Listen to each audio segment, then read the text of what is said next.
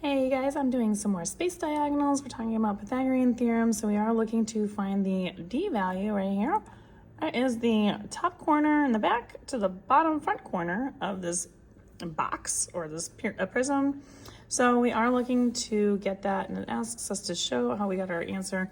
We always do to the nearest tenth in my classes, so we're going to continue to do that same thing. So question is, how do I figure out that with what I have? So I'm not going to be able to just find it out just by looking at this. So I do need to do a little bit of answer figuring out here. So I'm going to find the diagonal right here because I need that in order to help me figure out this diagonal. So I do have two pieces of information. If this is 10 over here, this is 10 over here. Now this is 8 in front, this is 8 back here. Now, if I have these two pieces, I can create that right triangle right here and make that a right triangle and figure out this piece that I just drew in as a hypotenuse. So we're gonna use Pythagorean for that. So we're gonna do 8 squared plus 10 squared equals c squared. And then we're just gonna do 64, because 8 times 8. 10 times 10 is 100. And that's gonna be c squared. So that's 164. Is equal to c squared. And in order to get c squared out of there, to get just c, we need to do the opposite operation, which is the square root. Cancels the root out in the square. And we're going to do the square root of 164, which is not a perfect square. So we're going to hit the second x squared button on this, because that's going to give me the square root button. And we're going to do 164. So the square root of 164 is roughly 12.8. We do the nearest tenth.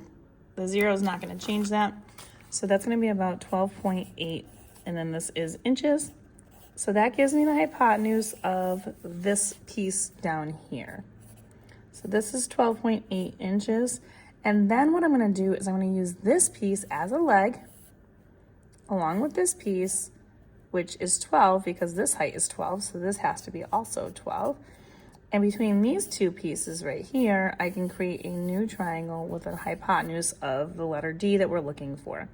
So we have a second triangle, a 12 squared plus a 12.8 squared to give me my new c squared. And so 12 times 12 is 144. And then we're going to do 12.8 squared is right here.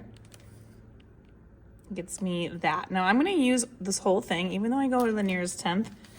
If it's a terminating decimal, use the whole thing until the very end so that you are able to have the most accurate answer possible.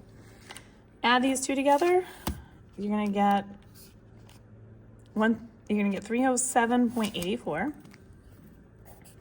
And then when you do that, you're going to square root both sides to get the c all by itself. And then you're going to have an approximate answer.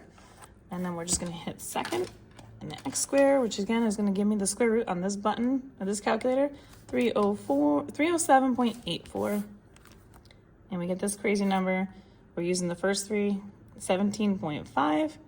The 4 after that 5 is not going to change that, so it's going to be roughly 17.5. Again, this is inches.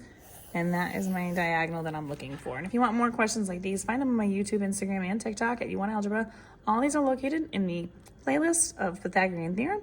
Don't forget to save it for later, like it, share it, follow me for more, and I will see you soon.